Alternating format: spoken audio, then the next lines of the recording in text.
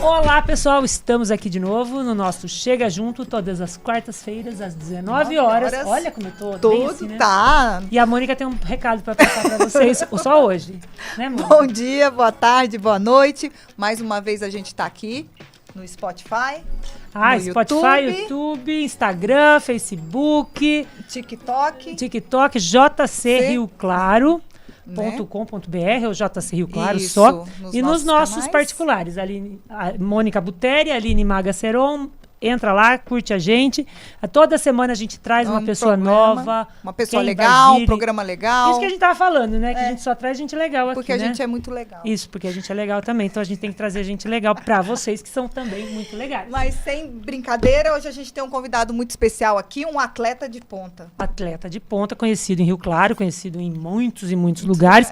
Já tá aposentado, com 40 anos. 40 anos. Eu achei que eu ia encontrar um senhor aqui. Ela falou, nossa, ele é moço. Eu falei, ele é bem moço, Mônica. Você não sabia que ele era moço, mas ele é moço. Ele é moço. E é o Eric Arthur Romualdo. 3 nomes próprios, conhecido também como Tatu. Casado com a Bárbara, 2 filhos, Gabriel, de 13 anos, e Miguel, de 6 anos. Bem-vindo, Tatu. Bem-vindo, Tatu. Bem-vindo, Tatu. Eric, obrigada, nome lindo. Por você estar aqui com a gente. Eu não sei se eu te chamo de Eric, se eu te chamo de Tatu. Então a gente te chama de Eric Tatu. O que acontecer na hora, no momento. Então seja bem-vindo. Obrigada. Obrigada, Eric. Gente, quem é o Tatu? Quem é o Eric ou quem é o Tatu? Você que sabe. Primeiro, bom dia, boa tarde, boa noite, meninas. Muito obrigado pela presença, pelo convite. Amei o meninas. Amei o meninas, pode continuar vindo sempre. Quando você quiser, a porta está aberta, né? Chamar a gente de menina, pode chamar quando você quiser. Obrigado. Mas Obrigado. Conta pra gente, Eric. Então, pode me chamar de Eric Tatu, se quiser. Tatu. Acho que é minha mãe, minha avó e minha esposa que me chamam de Eric só, então... Quando estão bravas, né? Eric! Você já sabe que deu problema. Você sabe, ai meu Deus, o que eu aprontei? Eric, acho que, não sei se foi minha mãe ou meu pai que escolheram, né? Normal. Arthur é o nome do meu bisavô e Romualdo é o sobrenome do meu pai. E aí todo mundo pensa que Tatu é por causa do basquete, mas na verdade é por causa de família mesmo. Entendi. Quando eu tinha 2 anos, quando alguém perguntava qual era o meu nome, eu falava, é Catu. Ele falava Eric Arthur, eu falava, é Catu. Ficou Tatu. É Catu, é Tatu, ficou Tatuzinho, Tatuzinho, e aí... Que legal. E aí ficou. E aí, a sua paixão pelo basquete, como que foi? Como que até você chegar a esse atleta? Assim, minha família sempre foi, assim, amante do esporte, né? Praticante, meu pai principalmente. E aí ele, quando eu tinha 2 anos, ele comprou, eu não lembro a história certinho, eu sei que ele apareceu com 2 aros de basquete lá. E ele colocou um na minha casa, eu tinha 2 anos, e outro na casa da minha avó, na casa do Valtinho. Então ele tinha 8 anos. E aí, assim, a brincadeira de quintal, além do chute na parede, né, do futebol, também tinha o arremesso na tabela. Então, a gente teve esse estímulo. Nessa década de 90, né, 80, 90, tava com a auge do Michael Jordan, passava na Bandeirantes, o NBA, então o basquete tava um momento de crescente. Rio Claro assim. também, né? O basquete exatamente. Rio Claro também. Era bem forte. Com o basquete de Rio Claro, exatamente isso. Então, foi aí que eu iniciei, assim, start. Meu pai, com esse estímulo de esporte, meu pai jogava futebol, jogou basquete também na escola, praticava natação, então ele era bem ativo, assim. Minha família toda, meus tios também, aí foi esse o pontapé inicial. Todo mundo do esporte. Do esporte. Nada por acaso, né? Isso é muito bacana, né? Porque você ter esse estímulo em casa, desde o início, é muito bom, né? Porque assim, ele não faz esporte. Você vai ver o pai e a mãe não fazem nada. Fica o dia inteiro em casa fazendo nada. Então, assim... Em quem que ele vai se espelhar, né? Em quem uma criança tal vai se espelhar. Então, ter o pai, a mãe, o tio, um avô que faça o exercício é bem bacana mesmo, né? Porque ele acaba estimulando, né? E como que foi para chegar, assim, a ser esse... Tatu, que todo mundo conhece. Assim, poucas pessoas conhecem e sabem, assim, a rotina do atleta, né? Então... Além de você tem que ter batalha, né? Tem que ter muito treino, muito esforço. Tudo, muita disciplina, muita disciplina, né? Você tem que... Eu acho que quando você deixa de fazer as coisas, eu até estou tentando pensar na palavra aqui, mas assim... Você tem que se privar de abrir mão de muitas coisas, né? É um sacrifício que você faz, exatamente, né? Essa palavra, sacrifício. Então, e mesmo assim, depois de tudo isso, ainda você tem que ter um pouco de sorte. Tem que ter sorte ainda para entrar na seleção, também. tudo. Porque são são poucas vagas, podemos dizer assim, né? Então, e muitas pessoas. Vocês entendem, assim. Acho que o mercado de vocês é um pouco diferente do esporte, porque tem muito mais vagas, só que tem muito mais pessoas também disputando. E você, pelo caminho, você encontra pessoas muito competentes, tal, mas só que são poucas se destacam. Que se destacam ali, né? Lógico que todas teve mérito, mas não significa que uma que não está lá não tinha também o mérito. Mas o esporte acaba acontecendo um pouco disso também. Sim. Né? Então, o mundo da carreira profissional, do esporte profissional, é muito difícil, principalmente no Brasil, com pouco estímulo, que nós sabemos, né? Não tem patrocínio para te ajudar a treinar. Enfim, você depende de vários fatores. Então. E é para chegar numa posição, né? Então é muito restrito, é isso que você está falando, né? Isso. Você só tem um time. Podemos dizer assim, Né? Você até comentou, quando a gente conversou semana passada, você comentou, ele falou assim, é complicado porque a gente tem que saber, tem que entender que só um que vai ser o campeão. Isso. Né? Isso. Todos podem jogar muito bem, todos podem auxiliar, fazer o melhor para o seu time e tudo mais, mas o campeão vai ser um só. Então você tem que estar muito bem preparado, né? Psicologicamente também, para não ganhar. Sim, né? Assim, eu batalho, porra, não ganho. Mas faz parte da vida. Não posso não entrar. Principalmente o atleta. Né? Ele tem que saber que a chance dele ganhar ou não é enorme.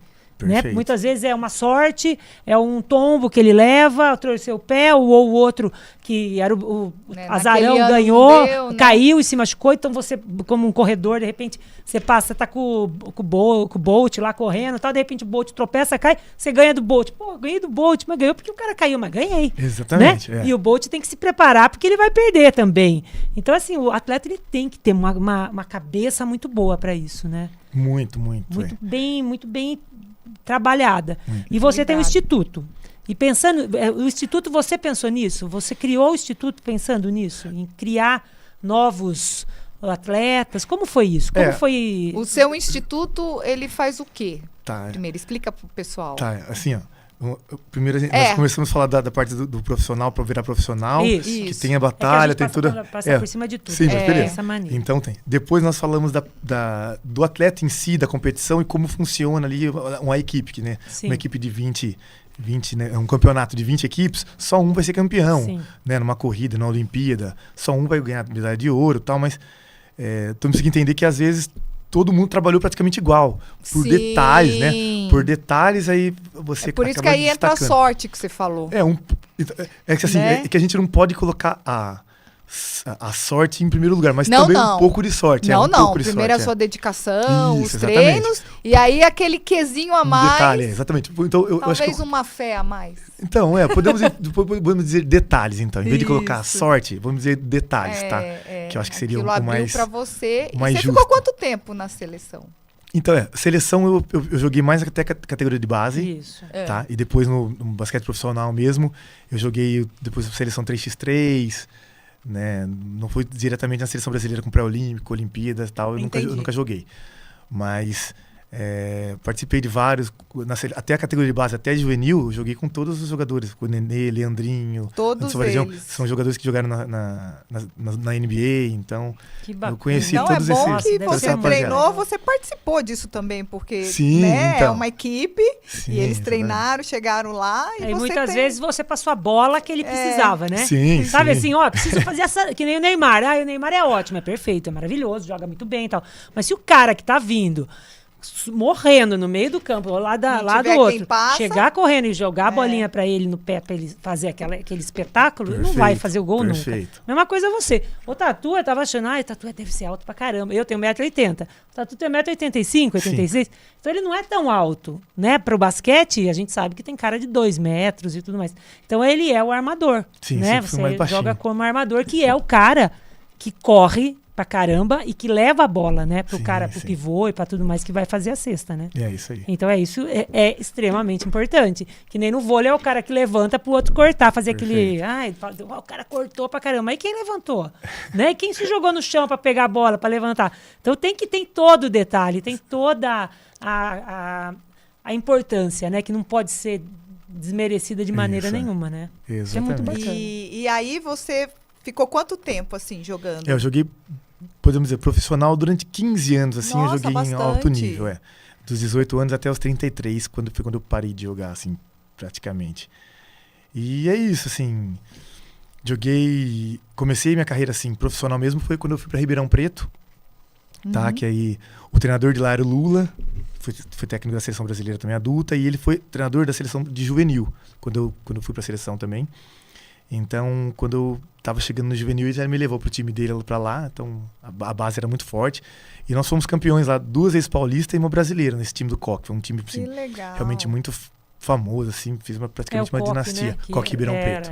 Verdade. E aí, infelizmente, hoje não temos mais esse time lá, né? Essa equipe, mas foi um momento importante bastante da minha carreira. E depois eu passei por várias equipes, o Inter Limeira, Brasília, Rio Claro, São José dos Campos, Bauru. E aí, perfeito. E aí você teve que aposentar. A gente ia falar de aposentar em relação a jogar ao basquete. Esporte, isso, lógico. O seu tio Valtinho jogou aqui em Rio Claro também. Só que ele jogou até o juvenil mesmo. Que é quase da sua idade, pra falar a verdade, né? Ele Sim, tem 46. 46 anos. E você tem 40. 40. 6 anos de diferença do tio pro sobrinho. Isso é muito normal, né? Super comum. Mas você se espelhou nele também, né? Sim, ele é como se fosse meu irmão mais velho. Foi também. Nossa, ele tá jogando, eu quero chegar também. Vocês chegaram a jogar juntos? Primeira vez que nós jogamos juntos foi no Jogo das Estrelas no ano final passado. Do ano passado. Exatamente, no torneio do Jogo das Estrelas. Legal. Então, uma coisa, assim, a gente fala de algumas coisas. O que você poderia ter mudado se você tivesse voltado para trás e tal, né? Eu tive uma oportunidade no intervalo, assim, de um campeonato para o outro, que eu poderia ter ido para a equipe dele, né? Em relação para jogar junto. Aí eu preferi optar por outra equipe. E se tem um arrependimento, assim, talvez, no esporte, era ter jogado com ele. Porque depois eu nunca mais tive a oportunidade. E nós acabamos a nossa carreira, né, profissionalmente e não jogamos junto. Praticamente vocês acabaram juntos, começaram meio juntos. Sempre juntos em relação a coração, em relação a torcer um sempre pro outro, sempre juntos, sim. mas não na mesma equipe. Não, isso eu entendi, mas mais ou menos na mesma época, né? Sim, praticamente. Sempre eu comecei um pouquinho época, depois, né? Acabamos nós praticamente parando de jogar juntos. E só fomos jogar realmente a mesma partida no mesmo time no final do ano passado. E me explica aqui, quando um atleta resolve aposentar, como que é isso? Por quê? Pela idade? Ou porque cansou? Porque não quer essa vida mais? Por que você aposentou? Tem vários fatores, né? São vários fatores, tá? Então, assim, atleta profissional hoje no Brasil só existe o jogador de futebol. Que tem carteira especial para atleta profissional. Não sabia.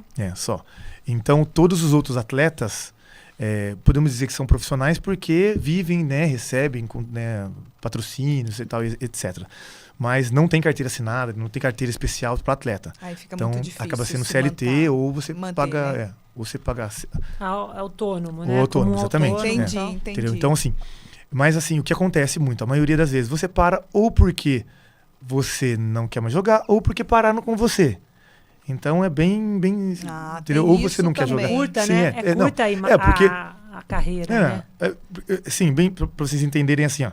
Então o menino novo tá chegando, então vamos dizer que o menino é mediano, tá?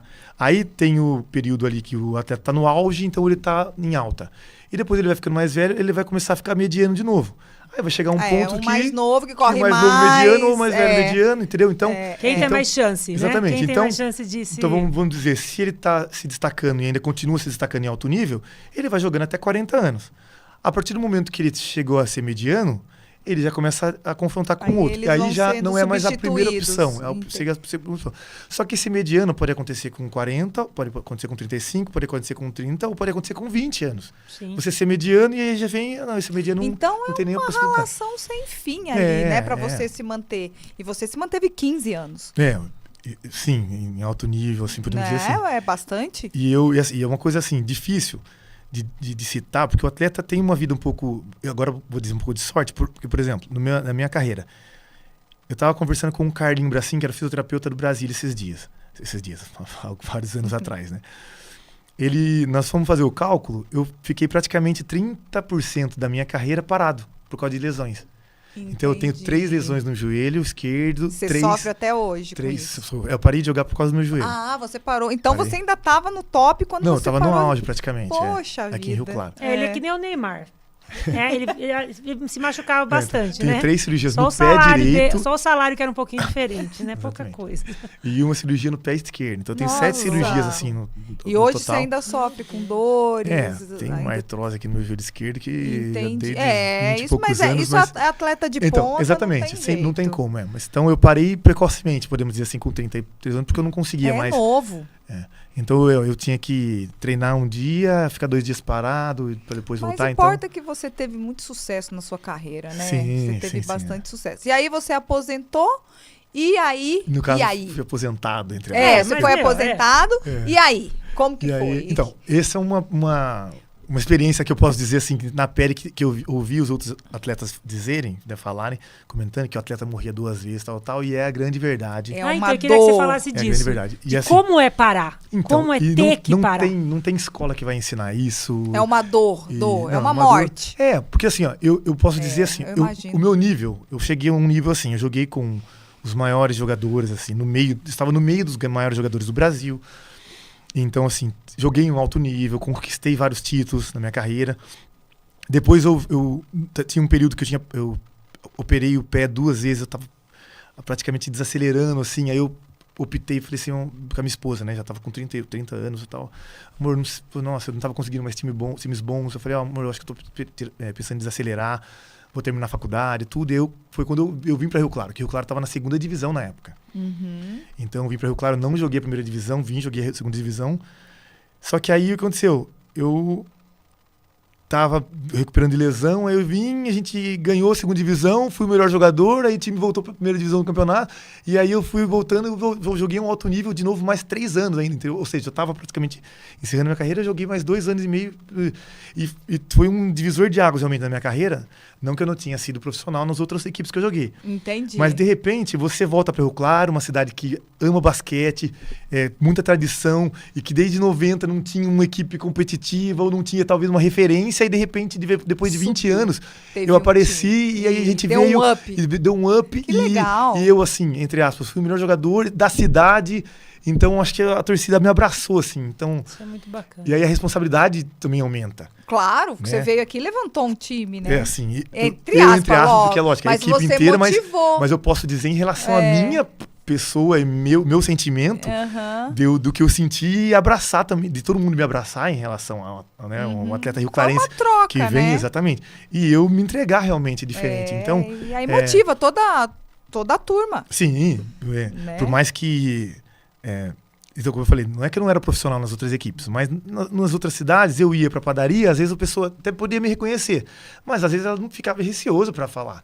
Mas aqui em Rio Claro, o cara era... É o filho da terra, é o exatamente, filho daqui, então, mas o cara ou conhecia minha mãe ou meu pai, era amigo de infância dos meus tios, da minha irmã, ou estudou comigo, então era meu amigo. Então todo mundo falava. E a intimidade acaba sendo um pouco difícil, porque quando eu jogava bem, parabéns pela vitória, não sei o quê. Aí quando eu jogava mal, a intimidade, que papelão que vocês fizeram, pelo amor de Deus, jogaram mal, que vergonha. Você não tem vergonha disso? Pelo amor de Deus, vocês estão treinando e tal. Então, mas realmente foi totalmente diferente. Que legal. E muitos atletas reclamam, assim, ou tem dificuldade de jogar em Rio Claro. Entendi. Por causa da torcida, por causa de cobrança, porque todo mundo entende. Franca, a mesma coisa. Às vezes o jogador tá despontando aqui na equipe, e aí beleza, aí vem pra Rio Claro, ou vai pra Franca. Aí o cara não joga porcaria nenhuma no campeonato, assim, vai se frustrar. Então, é cobrado todos os dias. Porque você tem time bom, tem referência. A torcida entende, a torcida vem nos treinos, acompanha, exatamente. Né? Eu vejo, toda vez que tem jogo, você passa ali, tá lotado o estádio, né? Exatamente. Então, realmente é difícil. E aí, assim, é uma adrenalina. E aí você tem que parar. Voltou pra cá, jogou, mas você continuou. Daí você falou que ia continuar a fazer na faculdade de engenharia. Daí você continuou mesmo jogando basquete? Eu fui fazendo algumas matérias que faltava até eu parar de jogar. Quando eu parei de jogar, eu comecei a fazer estágio, né? Tá. E aí nós vamos voltar para parar de jogar. A aposentadoria e a morte do atleta. Isso. Porque é isso. Aí eu vou do capitão da equipe de Rio Claro, entre as melhores equipes do Brasil, para ser estagiário na empresa. Meu Deus, que depressão, que tristeza. Você deve falar assim, vou ter que levantar, vou ter que ir para aquele estágio. Não, e o medo de encontrar ex-torcedores, eu acho, Não, o medo não, pelo contrário, porque isso aí é a autoestima que me trazia. Tá, entendi. Porque a tristeza em relação, assim... Ser esquecido. Não é autoestima, não é ser esquecido, porque assim... quando eu comecei a engenharia, então hoje, se eu pudesse voltar também, eu teria feito educação física primeiro, depois eu tinha feito engenharia. Por quê? Porque eu vivi, contando com a minha categoria de base, desde 14 anos, eu vivi 20 anos num esporte, então eu tinha 20 anos de experiência. Sim. Só que eu pensei que quando eu terminasse a faculdade, eu já ia sair engenheiro construindo prédio e mandando em todo mundo. Não é assim. E não é assim. Então, Não assim, é. A sua experiência era numa outra exatamente, coisa, totalmente diferente. Exatamente. E assim, até aí vou dizer mais em relação à autoestima e segurança. Então, uma coisa que todo mundo chegava assim, como que você aguenta? Como que você chega? Tá faltando 20 segundos para acabar o jogo, você fica com uma calma, espera até o final e faz o arremesso, a bola cai, como você consegue? Então, eu tinha domínio do que eu tava fazendo. E aí você chega num estágio que, primeiro, tem o seu chefe que não tem confiança em você, porque você é um estagiário. E segundo, que você próprio não tem confiança no que você tá fazendo. Você tá até com medo. Porque você tá começando ali. Né? Então é assim, é uma depressão realmente que você sente. Fora que você não tem mais a sensação das quadras. Não, então, mas é isso. Mas né? Porque o principal não era nem tanto da lembrança, da segurança das quadras em si. Mas era do meu sentimento, de eu chegar no lugar e eu sei o que eu tô fazendo. Eu tô com a bola aqui, eu tô batendo bola, eu sei tudo que tá acontecendo. Tem domínio. Eu tô dominando tudo. Você ama aquilo ali. Era mais de domínio mesmo. Eu sabia o que eu tava fazendo na quadra. A confiança minha era total. Confiança 100%. Exatamente. A minha autoestima, eu tava assim, desse jeito. Então aí você tava assim. Você vai pra baixo, né? Exatamente. Então, porque agora eu não domino nada aqui. Exatamente. Tá começando tudo de novo. Aí eu imagino assim, e isso aqui assim, o nível do futebol, do basquete é um. Eu imagino o nível de futebol, por exemplo. E aí, assim, eu posso dizer de nível.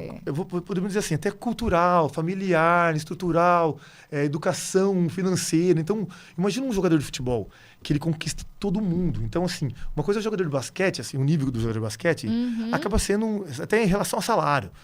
Eu não tem nem comparação com o jogador de futebol. E aí, num momento, o jogador de futebol tem tudo. E aí, tudo em relação a tudo mesmo. Ele aparece na Globo todos os dias, se ele jogou no Corinthians. Então, todo mundo conhece ele. Não é que Rio Claro só conhece... O Tatu conhecia quem ia no ginásio. Com certeza. 2, 3 mil pessoas que iam no Filipão me conhecia. Mas só que no futebol, não. No futebol é milhões de pessoas que conheciam o cara. E de repente, o cara tinha o auge, tinha tudo. Tudo.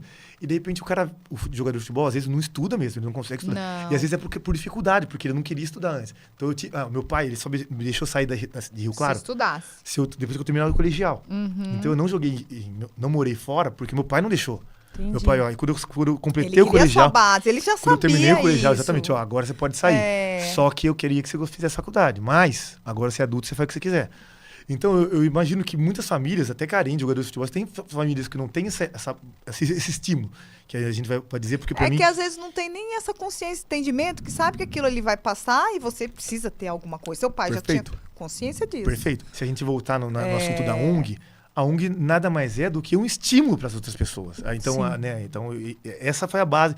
E a missão da ONG é essa. Então, você tem uma ONG... Bom, você aposentou, trabalhou... E a ONG entrou, porque a ONG é uma coisa importante, muito importante para você hoje, super importante. Super.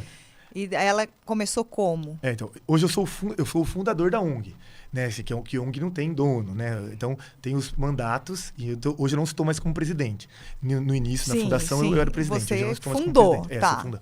Então, aí quando surgiu a ideia da ONG, na verdade... E qual que é a ideia da ONG? O que a sua ONG faz? Hoje o Instituto Tatu Bola continua com o mesmo objetivo, que é promover o desenvolvimento da criança, do adolescente, através de ferramentas... Esporte. Então, no caso, o esporte inicial, mas hoje, assim, a ferramenta esporte e cultura, né, as duas são, para mim, tem o mesmo nível. Aqui eu sou do lado esportivo, mas eu tive muito acesso e contribuições culturais, que aí veio no meu amor pela música, diretamente, porque quando eu não conseguia mais jogar, a música acabou substituindo bacana, né? E você toca o quê? Eu toco cavaquinho.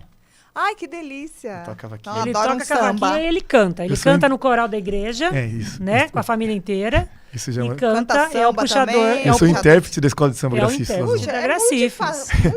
Tarefas aqui. Então, eu falo assim, e assim, eu acho muito bacana esse lance aí de, o que o Tatu canta? Ele canta na igreja. e ele canta no na samba, Gracifes. né? Eu acho maravilhoso, porque assim, ai, nossa, mas Gracifes, lá, samba, é perdição, é samba, não sei o que lá, e ainda vai na igreja, né? Mas, meu, são duas paixões, né? São 2 lugares onde você se sente bem, que te acolhem bem e que você passa alegria para as pessoas que estão lá. Seja na igreja, durante a missa lá, que você vai com sua família e canta as músicas e gosta do que está fazendo e alegra todo mundo que está na missa, ou lá no samba, na Gracifes, agora no carnaval, ou durante o ano inteiro, que tem todas as festas, os eventos que tem. Eu acho super bacana isso. A hora que a Carla contou pra mim, a Carla que é sua amiga, né, tudo mais, também da Gracifes lá e tudo mais, ela falou, ele canta na igreja e ele canta na Gracifes e tal. Eu falei, que bacana, isso é muito legal. Eu acho que é isso, né, você procurar uma outra paixão. Porque quando tira uma coisa de você, é tirado, né? Tirado, sei exatamente. lá. É tirado. No caso, é tirado. Você não teve muita escolha. A gente tem que substituir por alguma coisa, né? Então, foi a música e a ONG. Podemos dizer.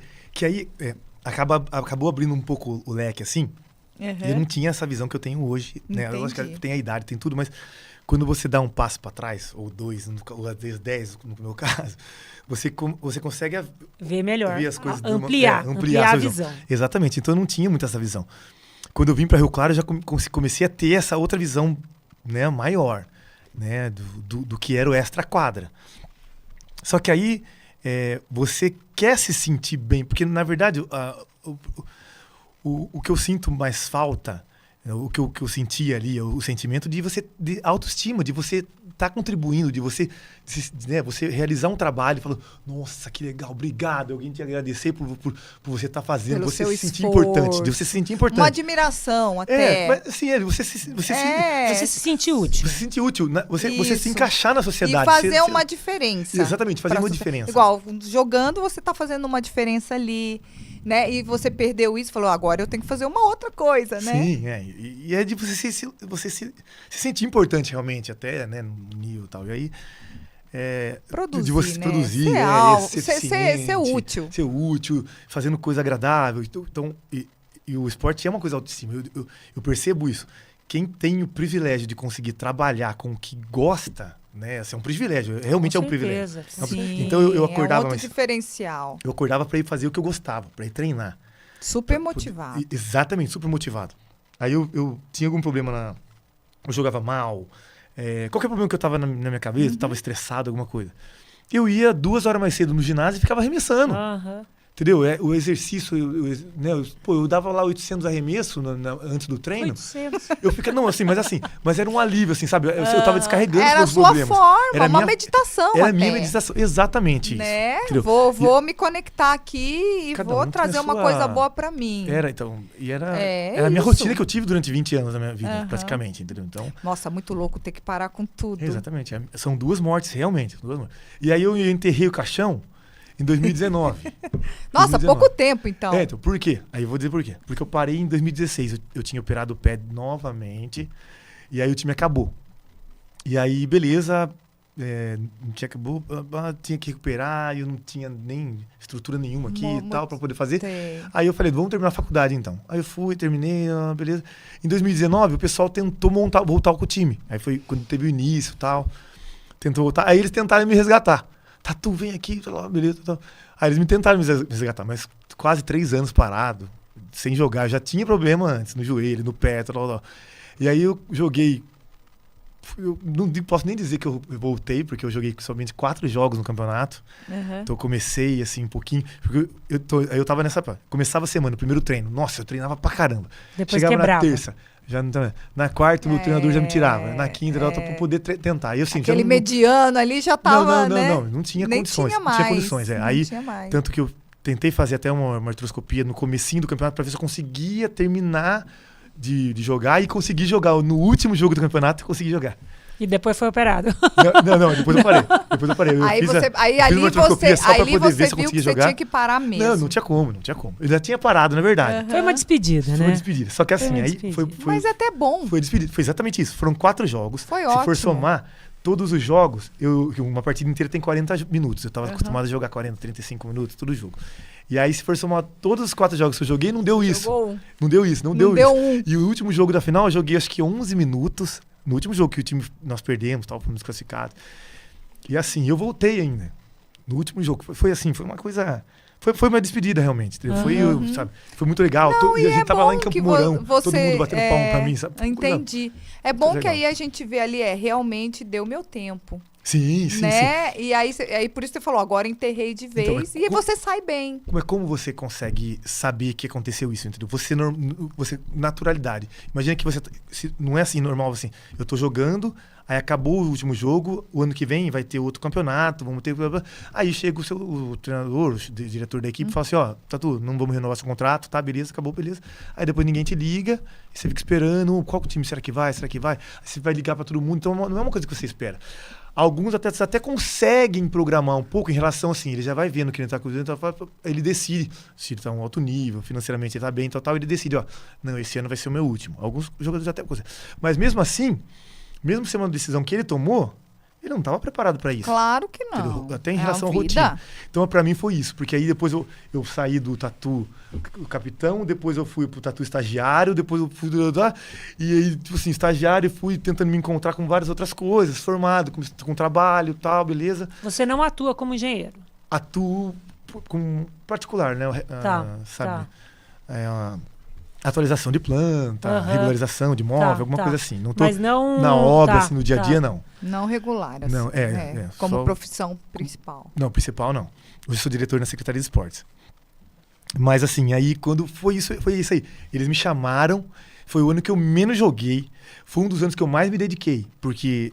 Por causa das lesões... Você tinha que recuperar. Eu tinha que chegar bem mais cedo para ficar fazendo fisioterapia. Acabava o treino, eu tinha que ficar fazendo gelo, às vezes fazia piscina, fazia massagem. Voltava, ia para almoçar, depois voltava à tarde, mais 2 horas antes para fazer fisioterapia de novo. Por conta. Não, isso aqui foi um esforço. Foi uma energia que eu fiz tão grande e não tinha resultado nenhum, porque chegava na hora e não conseguia correr. O joelho enchia, o joelho ficava desse tamanho. Isso a gente vê que tem que parar mesmo. Entendeu? Então foi isso. Só que assim, aí foi um luto muito bem feito, assim, sabe? Isso é importante. Foi não foi aquela brusca, né? Você ainda tentou e você viu, não, meu corpo já deu. Exatamente. Já deu tempo do meu corpo. E acho que criar a instituição foi também uma parte do luto e do renascimento, né? Sim, exato. Porque você viver ainda nesse clima, né? E incentivando as crianças. São só para crianças ou tem adultos também? Criança tem adultos também. Como é que é o Instituto? Conta pra gente. Então a ONG, hoje, então vou dizer hoje, depois eu falo como é que foi. Então, hoje, a ONG nós estamos com, na área esportiva, basquete, futsal, boxe e patins. E tem a dança do ventre também, da Fernanda, que ela chegou. Que aí seria pro público, pras meninas mais velhas. As meninas tipo a gente, tá? Tipo nós. Vamos lá. Vou lá. E a parte cultural... 51 pode ir? Pode. Ou tá muito velha pra ir? Não tem idade mesmo. Dança do ventre. Só falta nós agora começar a dançar a dança do ventre. Até 99. Então vamos. A Fernanda foi meninas, todas vamos nós lá. E depois a parte cultural, podemos dizer. A dança do ventre pode ser tanto parte de esporte, tanto a parte cultural. E aí, a cultural, temos a musicalização com o Pedrinho Sem Braço, e o Ties, que é a fanfarra. Que aí foram projetos... Pedro Conceição é o cunhado da Carla. É o Pedrinho, perfeito. Que é aquele que a gente vai fazer. É por isso que eu faço todas as confusões. Esse cara é fantástico. Ele é muito bom mesmo. Não, ele vai vir aqui. São 2 caras fantásticos. Ele ainda não sabe, mas ele vai vir aqui. Ele vai ser convidado para vir aqui falar também. Mas tá na nossa lista. Trabalho dele, E quando eu comecei... eu não tinha ideia, nada nenhuma de como que a ONG ia chegar. Não, até porque... Aí, vamos voltar um pouquinho assim, os 2 motivos principais de surgir a ONG. Primeiro, a minha parte religiosa, desde criança, meus pais são muito católicos, minha família inteira é católica, eu já cantava no coral desde 6, 7 anos, de criança e tal, na mesma igreja, na Nossa Senhora da Saúde. Da Saúde, né? Meus pais faziam parte dos jovens, grupos de jovens na saúde, depois casaram lá, depois... Entendi. Então, beleza. Aí eu fui jogar fora, né? Voltei tudo. Aí tem meus pais participavam da equipe de Nossa Senhora. E nós, na adolescência, fundamos a equipe de jovens de Nossa Senhora. Que bacana. Aí, além da parte das orações, tinha uma parte que era do gesto concreto, que a gente chamava. Que era realmente pôr a mão na massa. Que era, além das orações, você fazia alguma coisa em relação a uma visita ao asilo, uma visita no hospital, uma doação de tempo. Uma exatamente, doação de tempo. De obra. A fé sem obra, né? Tem um versículo de Tiago, a fé sem obra é nula. Então é mais ou menos isso. Em relação a até... Ver as necessidades das pessoas, mas até um pouco em relação a minha necessidade, em relação, às vezes, de... Não é ciúme a palavra. Mas como dizer assim, de muitas pessoas que falavam, que oravam, tal, mas na hora de pôr a mão na massa não fazia, colocava. Entendeu? Mas na hora de falar, de se aparecia pra caramba, falar pra caramba. É a mesma pessoa que eu mais tenho. Não julgando, porque na verdade, às vezes aquela pessoa tá sendo um instrumento de Deus só pra fazer aquilo. Talvez ela só consiga... Exatamente, assim, não julgando. Mas pra mim, o meu conforto era a parte de pôr a mão na massa. A minha fé agir. se completava com o agir. Perfeito. Então essa é a primeira parte. Tá. E aí... vem a parte da parte social agora, vamos por dizer, não sei se dizer, a parte social, seria isso. Que foi porque eu comecei jogando basquete num projeto social do Vagnão, do SESI lá. Que legal. Ali você recebeu, então? Então, assim, ali era entendeu? Tinha o projeto do SESI, que era o Teto do Futuro do Maurão, e ali que a gente treinava 2 vezes por semana e tal. E aí o Vagnão utilizava praticamente ali o mesmo espaço. E ele trabalhava no almoxarifado até 4 horas ali, e depois ele pegava e ia treinar a molecada. Então, assim, o estímulo que eu tive foi por causa de um projeto social do Vagnão, que ali queria começou. Brincar e que queria o esporte muda a vida, né? Então, exatamente. Então, eu tive a oportunidade, eu tive o gosto, talvez, por uma paixão que uma pessoa foi e se dedicava pela outra e deu um estímulo. Então, o que eu precisava era do estímulo para poder jogar. E aí... o esporte em si é maravilhoso. Quem inventou o esporte, as competições em relação assim, o esporte em si, aprender a ganhar e perder, aprender a respeitar, seguir regras, disciplina, o contexto em relação ao entretenimento, respeito, todo tempo mundo, útil, todo mundo em prol de um só objetivo, torcedores, uma equipe, técnico, né? equipe, teu trabalho, sabe assim, uma coisa maravilhosa. O esporte em si é maravilhoso. Não, ensina tudo. Então, e se você pega um treinador bom, então sua vida... Então, exatamente. E às vezes, o bom, no meu caso do Vagnão, eu não consigo medir qual é o nível, por exemplo, técnico do Vagnão perto, por exemplo, do Bernardinho, por exemplo. O Bernardinho é um dos melhores treinadores, talvez, do mundo. Do mundo, multicampeão, Olimpíadas e tal. O Vagnão, não sei se ele tem um título regionais, jogos regionais. Mas para o que ele estava fazendo, ele era perfeito. Exatamente. O que ele faz... Entendeu? Pois mas para vocês chegarem lá no Bernardinho, tem que passar pelo Vagnão. Então, exatamente. Então, é difícil de mensurar isso, só que a importância que uma pessoa teve não dá para mensurar. Cada um tem a sua importância em determinadas fases. Exatamente. Então, aí que eu comecei a ter noção do que era um jogador. Você pega uma criança de 5, 6 anos que tem uma ideia e você materializa aquela ideia para aquela criança e dá o suporte para ela crescer. Exatamente isso. E só que você não consegue mensurar isso. Não consegue, não tem como mensurar. Se você muda a vida de uma pessoa, quer seja pela sua doação de tempo, isso não tem preço. Isso, exatamente. É isso. E a gente não consegue saber quando vai acontecer isso. Não, isso não tem preço. E é isso. E foi isso que te incentivou. Assim, você teve essa oportunidade de ir com o Vagnão, de treinar e te levou ao que você sempre quis ser, que era um atleta de categoria, de ponta e tudo mais. Profissional, conquistou o que você queria, infelizmente teve que parar. E daí você falou, por que não fazer seu isso? Conhecimento Por que não fazer? É o que você sabe realmente fazer. Por que não fazer para os outros também, né? Daí você fez exatamente o que você tinha passado. Aí eu juntei um pouco com as meninas também, da Natália, Larissa, minha irmã, Davi, os parentes ali também que participavam da igreja. E que... Natália e Larissa são as irmãs, né? São isso. Que trabalha com a Ana Gigante, lá da Energia. Exatamente, tal. Da Energia Vital, exatamente, da academia. Então, assim, a gente juntou os amigos, tal, elas são afilhadas da minha mãe. Que legal. Minha mãe é a madrinha delas, a mãe delas é a madrinha da minha irmã. Que bacana. Então, também da equipe de jovem, da equipe de Nossa Senhora, da minha mãe, das famílias. E aí, assim, a gente foi com o intuito do quê? Que a Natália a minha irmã jogou com o Vagnão também, depois, os outros anos que o Vagnão teve esse trabalho, assim, legal. Então, de poder ir lá e ajudar 10 crianças ali, ou num time, como eu fui ajudado na época. Estimulando. Porque aí que eu cheguei à questão. Nós falamos de dezenas de benefícios que o esporte pode trazer. Entendeu? Então, o ser profissional não é uma outra situação, é um mínimo, né? Sim, mínimo. E aí... que era isso, e aí a gente juntou para fazer isso. E aí, de repente, as coisas foram tomando caminhos totalmente diferentes. E aí, veio agregando um cara vamos pôr futebol também? Porque futebol todo mundo gosta, tal, basquete. Então, mas quando tem uma estrutura, e a gente faz de coração, as coisas acontecem, então, né? E aí, então, começou tudo de final de semana, a gente indo lá, eu, Natália, 5 anos atrás, eu, a Larissa, que ia mais, teve vários professores que vinham, né, tudo voluntários, tudo na época, tudo beleza, as coisas foram acontecendo. O espaço, que é a sede da ONG hoje, é no espaço dos Vicentinos, que estava desativado lá, o prédio do lado da creche Santa Rosa. Que bacana, que a gente continua até que hoje. Então, e hoje vocês estão com quantos alunos? Então, aí eu da brincadeirinha. De 10? De 10, passou hoje, para quanto? Hoje nós estamos atendendo. Em 2019 começou. Começou em 2019, podemos dizer assim, com CNPJ, tudo certinho, bonitinho, em 2019. Tá. Na sede, tudo belezinho, lá em 2019. De 10 foram? Foram para hoje, vou chutar umas 750 crianças que a gente atende. Eu ia falar 100. Não. Imagina, atende tudo. Crianças. 750. E e vocês dão algum tipo de alimentação? Tem a parte de alimentação, principalmente na parte dos esportes ali da ONG diretamente. O que acontece hoje, o que deu um boom muito grande foi na parte cultural, com o Thierrys. O Thierrys, assim, é um cara fantástico, assim. É de música? De música, na parte da fanfarra. Que legal, gente. Então vocês saem para tocar também? Não, assim, um projeto... o que acontece, assim, que o esporte acaba... Para você levar a criança pro jogo, você precisa de uma dedicação muito grande, assim, porque você tem uma disputa, tal. Então, talvez, uma diferença do esporte para a cultura em relação à fanfarra, agora eu vou dizer assim, é que talvez você consegue ter uma apresentação, que é o que acontece com o Thierrys.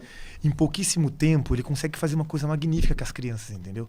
Então, ele consegue fazer com que as crianças cheguem lá e façam uma coisa e todo mundo vai e bate palma. Então, e no esporte, acaba talvez não conseguindo chegar nesse nível tão rápido. Entendeu? Porque você leva realmente um tempo pro processo. Então, a fanfarra, para mim, foi uma coisa assim, espetacular por causa disso. Porque aí, tem o histórico do Thierrys, que ele falava que eu vou zoar, que ele falava que os professores, eles eram da pesada, assim, na escola, no colégio. Só que aí eles eram topetudos. A turma do fundão, né? Só que eles eram topetudos. Eles queriam ter importância, tudo e tal. Entendi. E aí tinha um professor lá que falava que assim, cheguei então. Aí o professor louco, falou assim, o negócio é o seguinte, a gente tem que defender a escola, tal, vamos fazer a gangue da escola. Aí eles meio que, não é uma gangue da escola, eu tenho que defender os alunos, então aí tal. E aí depois eles viraram o presidente do Grêmio, ele era do Grêmio da escola. Então eles tinham, entendeu? Então ele tinha isso de molecada. Então ele consegue aí, agregar, consegue trazer. Então, chamar a atenção das crianças, ele então, tem esse poder. Além da parte daí, que eu ia trazer, além da parte de toda a importância que ele sabe, porque ele começou na fanfarra da escola, ele participou, depois ele começou na Gracifes, depois ele começou tocando na fanfarra da escola, aí ele fazia os dois ao mesmo tempo, depois ele se formou, aí depois ele começou, por causa do convite no professor, começou a fazer algumas aulinhas na escola, depois foi indo, e de repente o Instituto, aí que eu achei de questão, que eu posso dizer, de repente o Instituto teve a possibilidade de dar oportunidade para ele, para um cara, um professor e tal, aí ele estava trabalhando na URPA na época, e aí ele começou, então de manhã ele trabalhava na URPA e depois à tarde dava as aulas, então numa escola, aí começou na escola, depois foi indo, hoje nós estamos com 7 escolas. Cada escola tem ali, em média, de 60 a 100 alunos. Entendi. Que participam da fanfarra, entendeu? Então, hoje. Gente pra caramba, muito bacana. E aí você vai falar assim, que é as dificuldades. Hoje eu não sou meu presidente, eu passo a bola pro Hélio, pro Endrigo, Gustavo. Mas você tá sempre presente. Não, eu tô sempre presente. É que eu não tô mais no executivo, sim, né, da ONG. Sim. Mas assim, quando o Thierrys pulou do início pro ano passado, por exemplo, que nós fomos para 5, 6 escolas, e as crianças só vindo, tal, de 150 de um ano para o outro, que mudou. A gente pulou para 350 crianças. Só como que você vai arrumar instrumento para tudo isso? Então, assim, uma ONG, a gente não tem dinheiro para poder... Cada instrumento custa perto de 300, 400 reais. Dependendo até mais. Se você então, exatamente, um instrumento de 300 reais. Para comprar 100 instrumentos, você precisa de 30 mil reais para comprar um instrumento de 300. Então, assim, não é uma coisa que nós conseguimos... E como vocês conseguiram? Como que nós conseguimos? Ele começou a ver negócio de instrumento de material reciclado, tal. Aí nós vimos de galões de água. Ele viu na internet, achou lá, galão de água. Ele começou a fazer adaptação de pele, como que a gente vai fazer, tal, para poder tirar um som, tá, beleza. Aí pegou, tinha umas empresas que tem uns caixotes, assim, meio que de madeira, também começou a viralizar, assim, de repente... dependendo da afinação que ele precisava, ele colocava fita, dependendo da afinação, ele colocava com parafuso.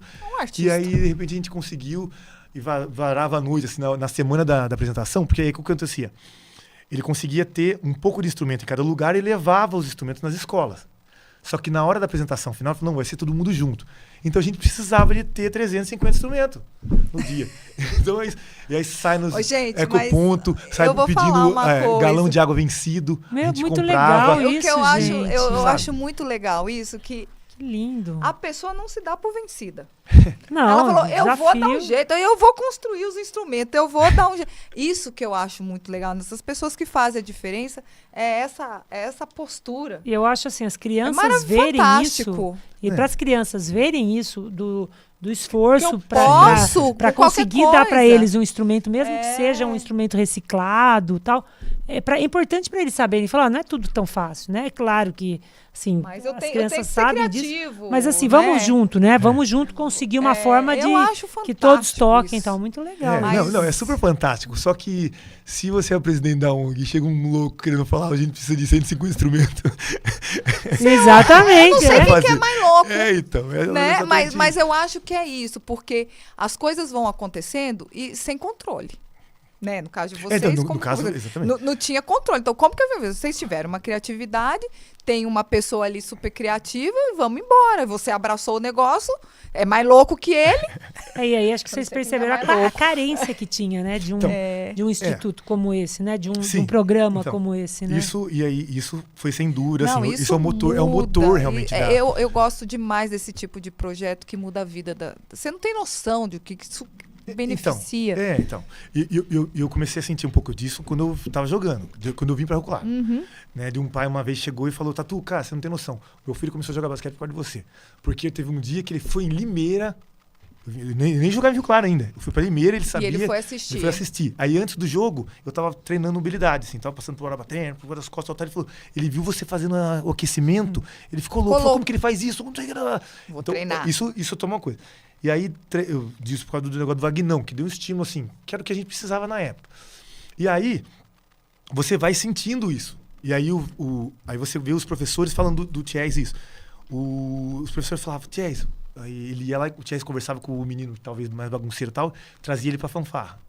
Então, o menino que talvez não vai tão bem na escola tal, aí o negócio da baixa estima que a gente tava falando. E aí ninguém fala dele, ninguém elogia, ninguém fala nada. E aí ele tem que aparecer. Ele tem que aparecer. Como que ele aparece? Vai fazer a pior coisa possível. Ele vai aparecer pelo mal. Exatamente. De repente, ele começa a aparecer, começa a tocar. Aí ele faz a apresentação, todo mundo ele pega toda aquela energia da bagunça e treina no instrumento e fica fera no instrumento. Aí começa a receber os elogios, vê que ele é bom, a autoestima dele cresce. Pronto, mudou a vida do menino. A valorização da pessoa. Eu acho fantástico. Só que nós vamos ter que encerrar, né, amigo? Você viu como passa rápido? Eu sei que você tem tanta história para contar, né? Não fala você, uma das coisas que você passou para mim é que você carregou aqui em Rio Claro a tocha olímpica, né? Em 2016, eu né? lembro disso. Que passou aqui, acho que o Fusaro também. Isso, o Fusaro que iniciou e eu fui que eu lembro, agora eu lembrei dele. Lembrou dele? Que ele era menino. Eu falei, era um atleta. Eu falei, era um menino ainda, né? Que agora. E seu filho tá jogando basquete também, segue o caminho também, agora, né? Desde o ano passado. E tá gostando muito, né? Então. Mas você já passou algumas regras pra ele. Tem que terminar de estudar, não vai pensando que vai. Não tem nem negociação, né? Tem nem negociação. Isso é muito bacana. Ficando bravo com ele, porque às vezes tira uma nota baixa. Mas ele é muito bom aluno. Não, ele é um garoto campeão, assim, não tem nem o que falar. Né? Mas é lógico, um exemplo de casa não tem como dar errado, né? Eu falo. Pensando na disciplina, tem um treinador disciplina é tudo. Então, um treinador muito importante na minha vida foi o Lula, lá de Ribeirão. Ele falava assim... Lula, tá? O Lula de Ribeirão, não é o Lula. Não é o presidente Lula, não é o presidente Lula. O presidente Lula nunca jogou basquete. Não. Ele não pode, porque ele é afastado, ele tem aposentadoria, não Ferreira, um treinador muito importante. Ele falava assim, sempre assim, Tatu, a perfeição é impossível, mas a sua busca... Tá falando igual o outro, hein? Olha lá. Ele tem uma voz grossa também. A perfeição é impossível, mas a sua busca tem que ser incessante. Que bacana. Então, mas é verdade. É perfeito. Porque assim, o meu filho, ele tirou 9,5 na prova. Tudo bem.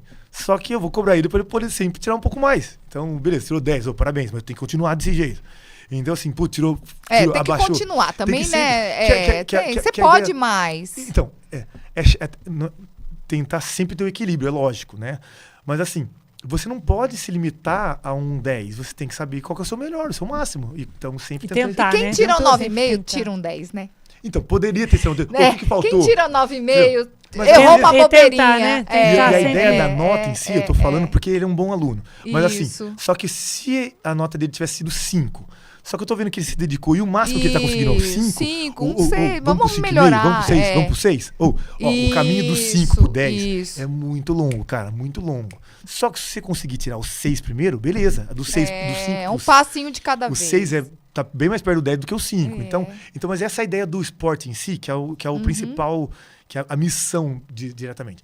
Eu sei que o esporte alto nível profissional, como eu fui, é 0,01% que vamos chegar nesse nível. Mas não é essa a importância do esporte, da cultura em si, do instrumento musical, da oração, dos encontros. O mais importante é a gente conseguir se entender e conseguir fazer com que nós conseguimos evoluir em alguma coisa. Só que evoluir de acordo do nosso ponto, que é onde a gente está. Claro, e você nosso não ponto é de bom partida. em tudo. A gente não é bom em tudo. Não tem como, Você não tem existe. que pegar o seu ponto forte, que é ali que está o seu dom, né?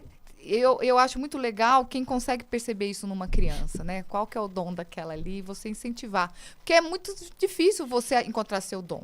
Às vezes você vai encontrar e já tá velho, né? E se tem alguma ONG com um olhar desse para essas crianças, é perfeito. Só que agora nós temos que encerrar mesmo, né? Beleza. E vou fazer a última pergunta que eu faço sempre. Eric, Ela fala Tatu. pouco. Eu tô quietinha hoje. Meu Deus do céu, meu quieta. Deus. Eu sei falar nada, né?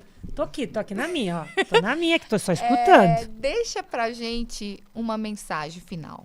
Pras crianças, pra quem que você tem. O que você traz da sua vida que você acha que é importante pras pessoas? Que você acha que pode mudar a vida de alguém? Não sei. A gente conversou muito e eu acho que a palavra estímulo, eu acho que é o mais importante em relação a isso. De fazer as coisas com o coração e tentar estimular o que você achar que é bom, né? E estimular outra pessoa. A gente não sabe quando vai ser o momento que a gente vai conseguir atingir, né? Ou qual que é a necessidade do próximo. Mas eu acho que a gente conseguindo estimular, fazendo as coisas de coração, a gente não sabe até onde que a gente pode chegar. Né? E pensando em frase... Então, porque assim, se a gente vai estimular, a gente vai ensinar alguma coisa. Aí a frase minha frase assim, dos últimos anos, a frase do Instituto, desde o início de 2019, era: não é só esporte, é transformação social. Perfeito. Né? O Thierry, depois, quando ele chegou na fanfarra, ele falava assim: não é só esporte, é fanfarra também. Trouxe alegria. Trouxe alegria e tal. E aí, só que então, a frase dos últimos 2 anos pra mim é: não subestime o poder da educação. Então é esse... Não subestime o poder da educação. Essa é a frase. Então, assim, e educação não é educação em relação à escolaridade. Não, exatamente. É em relação a você poder virar um ensinar. cidadão. Exatamente, é ensinar. E você vai estimular a pessoa vai aprender da maneira dela. E às vezes tem pessoas que vão aprender mais ou aprender menos. E para os pais, então, que você vê muitas crianças carentes, dá um recado para os pais com relação aos filhos, então. Então, os que pais... você vê de muita carência nas crianças? Então, vou dizer para o próximo passo, agora diretamente. Pais, professores, e como eu agora, primeiro como presidente de ONG, para agora podendo trabalhar diretamente no poder público como diretor de esportes. Tá? Sim. É o estímulo. O estímulo, né? É a palavra que nós fizemos agora. Dependendo do nível que você está, você vai poder ter mais estímulo ou não. Mas assim, só que o mais importante são os estímulos. O que eu posso dizer hoje? Eu vejo, vou dizer assim, de uma problemática desde do pai Tatu até o diretor de esportes, tá? O que mudou muito. Então, eu jogava futebol na rua, na praça, tal. Hoje não tem então, eu mais jogava isso. basquete. No período tinha o interclasse, que era entre as classes. Depois, a diretora montava, a professora responsável pegava uma seleçãozinha da escola para jogar entre escolas. Depois, o time que era campeão das escolas ia pro regional. Aí a gente jogava contra Limeira, tal, beleza. Então, isso eu tô falando só de jogos escolares. Tá. Sem falar dos jogos das federações. Tá? Estímulo. Então, que já tinha esse estímulo. Então, normalmente, eu posso dizer da minha infância. Eu brincava na rua, eu pegava minha bicicleta, ia pro SESI treinar, depois eu ia pro ginásio de esportes, andando. Sozinho, sem ninguém. Hoje 13, 14 anos. Então, hoje, é difícil você por causa de segurança, né? Carros. Mudou muito, então, perfeito. Sim. E, ao mesmo tempo que o menino não estava se podendo mais, ou diminuiu essa autonomia, as escolas diminuíram a educação física também. Sim, chegaram a tirar, né? Então, assim, uma barbaridade total. Eu também assim, acho. E aí, assim, aí vamos numa discussão de muito tempo, porque, mas resumindo, se você quiser colocar o esporte diretamente como competição, pensando em educação, alguns pensadores, ou professores, ou coordenadores, vamos dizer assim, diretamente, pensaram, não, o esporte exclui. Por quê? Porque se eu sou ruim, só o bom vai jogar e o ruim vai jogar. Agora tá com essa mentalidade. Então, só que assim, aí que eu cheguei a questão. Por aí. Como você... vamos dizer assim, ó, vamos for bem claro. Pensando politicamente, como eu vou pensar hoje. Temos o auxílio, a Bolsa Família, vamos dizer assim, na época lá, quando começou, tal, beleza, que para São Paulo talvez não ajudava muito, só que no Nordeste, quando iniciou o Fome Zero, essas coisas, a gente saberia que foi uma coisa muito importante. Foi a ONU veio e falou, tal, beleza, desse projeto, porque realmente saiu da miséria que tinha morrer a fome, para pelo menos a pessoa só não tinha dinheiro, mas comia alguma coisa, que tinha Fome Zero. Só que tinha as pessoas que entravam na fila do Fome Zero tal, e começavam a aproveitar. Estão se aproveitando. Vamos cancelar o Fome Zero, então, vamos cancelar uma coisa. Sabe, é uma coisa assim. Então se está tendo, talvez, uma parte de exclusão no esporte em relação a alto nível, podemos dizer, competição, cabe à educação, cabe ao professor direcionar para que isso não aconteça, ou para que tentem inserir esse, talvez, menino que não tem esse estímulo, ou que não é tão bom naquela prática esportiva, ou adaptar para outro esporte, ou adaptar para outra função no esporte. Porque tem treinador, tem parte de marketing, tem parte de tudo que envolve o esporte em si. É verdade. Entendeu? Então, assim, aí que eu cheguei a questão. Só que aí o que foi acontecendo? Foi deixando de lado. Então, eu não quero julgar os profissionais de educação física, tal, ou melhor, os coordenadores diretamente. Mas o que foi meu estímulo em relação ao esporte, que eu me praticava, que mudou adolescente, sua vida. Não tem hoje mais, não tem mais. E aí agora eu vou dizer diretamente agora como diretor de esporte, que é um estímulo, assim, de tristeza mesmo. Porque uma coisa é a estrutura para você poder praticar esportes. Outra coisa é a cultura esportiva. Então, por que eu quero dizer isso? Então, o menino pode ter uma chuteira da Nike, do Neymar, a melhor, pode estar no campo, pode ter a melhor estrutura do mundo. Só que o Brasil foi o melhor jogador, foi o celeiro do futebol, no terrão onde o Pelé jogou, descalço, Ronaldinho, Garrincha. Foi ali. Então foi no estímulo esportivo. Foi. Então o estímulo esportivo, porque todo mundo praticava e jogava o esporte, na escola, todo mundo descalço mesmo ali, porque praticava. Os benefícios do esporte foi alcançado ali, naquele momento. A estrutura que você tiver, se for melhor ainda, melhor ainda. Só que a estrutura para o esporte é uma coisa e o estímulo esportivo é outra. Então, agora, como diretor de esporte, como eu percebo isso? Hoje não tem como. Você tem que tentar juntar, agora como se fosse Secretaria de Esporte ou Secretaria de Cultura com a Secretaria de Educação. Porque se você não conseguir colocar essas atividades extracurriculares junto com a escola, porque tem que ser na escola. Porque hoje o aluno não pode mais ir sozinho, só que o pai e a mãe trabalham. Então, a minha mãe, na minha época, mais o estímulo. A minha mãe não trabalhava. Então, a minha mãe podia me ajudar. Hoje, a gente sabe, em relação... Para uma família poder se manter, tem que ser o pai e a mãe trabalhar. Os dois trabalhar. Sim. Então, já não tem mais para quem levar a criança, ou tem que ficar com a tia, ou tem que ficar com a avó. Então, assim, já diminui o estímulo, não tem lugar para ir. Tem que ser na escola mesmo. Tem que lutar para voltar para a escola, né?